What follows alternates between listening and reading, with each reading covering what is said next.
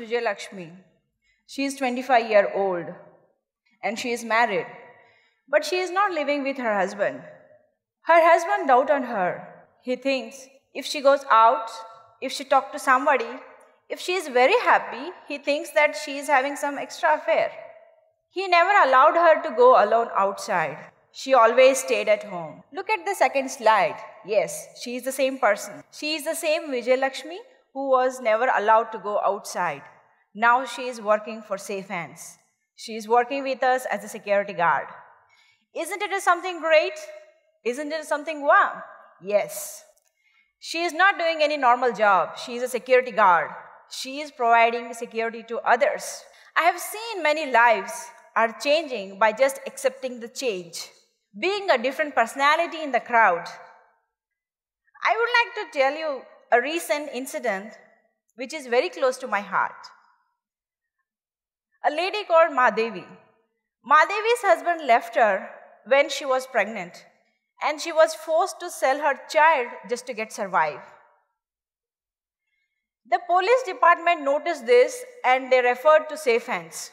The people are realizing that women needs to be given a position of strength. I grew up in a similar area of Vijay Lakshmi. I used to think that what can be done to these women? How can I contribute back to my society? What is my role? My mom gave me 3 options. First one, higher studies, because I did my bachelor's degree and she wanted me to get a master's. Second one is 9-to-5 job, so that by 6 I'll be at home.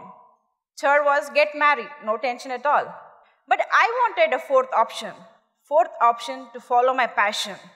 I came across with Deshpande Foundation. They promote social entrepreneurship. For the first time in my life, I heard social entrepreneurship. For the first time, I thought that I could do something different apart from my friends, just getting a job or getting married. I can follow my dreams. I can follow my passion. I interacted with the many women in slums and villages just to understand their perspective. This allowed me to see their daily routine, the fact they lack decision power. The male members of the family make all the decisions, and these females are dependent on them. They don't have the ability to change their situation. They don't have ability to provide their kids. I started thinking that what can be done for these women? How can I support them? How can I change the situation? Initially, I thought that something involving microfinance or some sort of vocational training will help these women. But this is not the way. The key need is empowerment, both economically and socially. Then I realized that we should give them a position of strength, a position of power so that they can be independent, an opportunity to prove themselves so that they can be independent. Then I realized that it had to happen now or never. It didn't matter to me that I was a woman. I'm a woman. It didn't matter to me that I was so young. It didn't matter to me that no one is believing me. The only thing I thought to myself is now or never.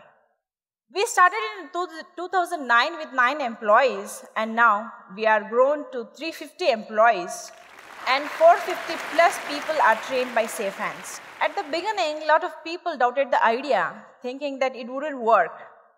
Many of them told me that women cannot provide a security because she only needs a security. You are doing a wrong business. When we started, I was just 23-year-old. And losing my business partners after starting the venture. And my parents were begging me to leave the company and come back to home. But I thought to myself, which is I have been thinking in my life, now or never.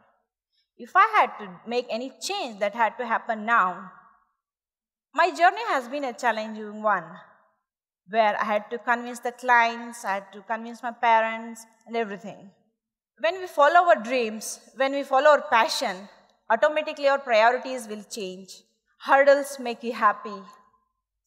Challenges will become your lovely moment.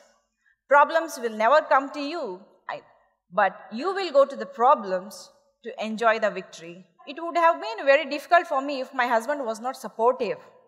He had to close his business to support my passion. My final message for any woman or any person is now or never. Thank you.